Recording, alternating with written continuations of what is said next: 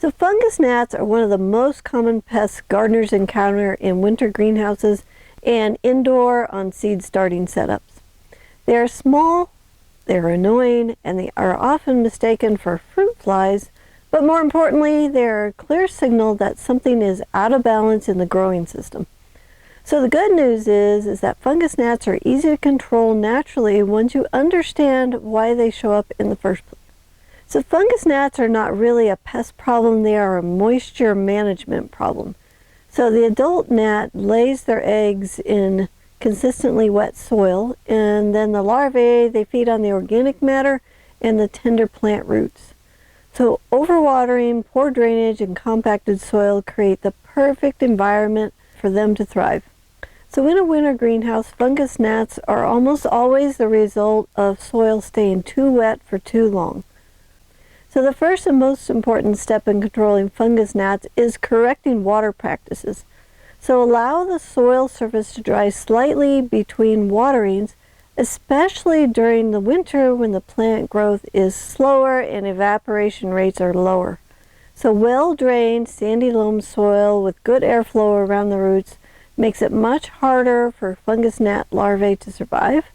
And this is one of the main reasons that we emphasize building soil that drains well while still supporting the microbial life. So biological controls are also effective in winter greenhouses. Beneficial insects such as Sternarium feltiae, nematodes, they target fungus gnat larvae in the soil and are completely safe for plants, people, and beneficial microbes.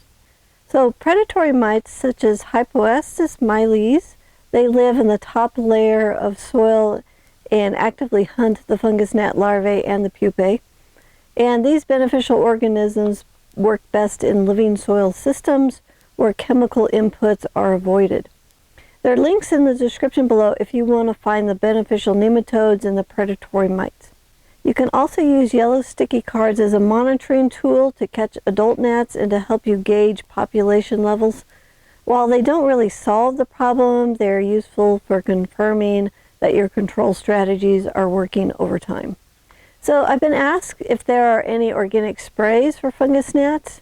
So the Captain Jack's Dead Bug Brew Concentrate is not specifically labeled for fungus gnat control. However, it may provide some control when used at the same application rate recommended on the label for fruit flies, which is 2 ounces per gallon of water.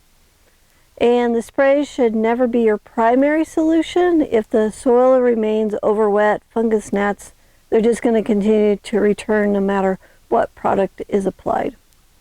Another product that contains BT can be watered into the soil to kill the fungus gnat larvae without harming the beneficial insects.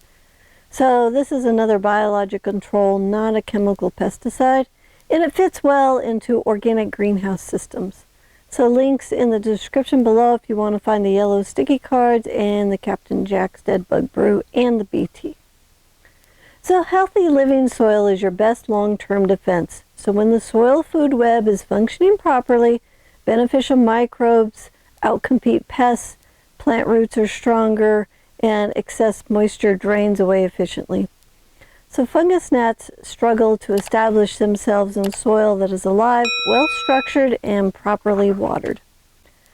So if you're needing some open pollinated heirloom seeds selected for greenhouses and winter growing, go ahead and visit our website, thelivingfarm.org. And for step-by-step guidance on soil, pest prevention, and year-round greenhouse food production, join us in the High Performance Greenhouse e-course.